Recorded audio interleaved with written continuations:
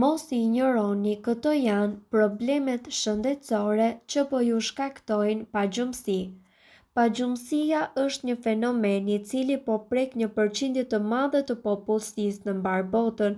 Është një fenomen i cili ndikon në shëndetin ton fizik si edhe në ato mendor. Ekspertët thonë se një i rritur duhet që të flejë të paktën 7 deri në 8 orë gjumë të pandërprerë në mënyrë që trupi dhe truri të përgatiten për ditën tjetër dhe të jenë në formë dhe në gjendje të mirë.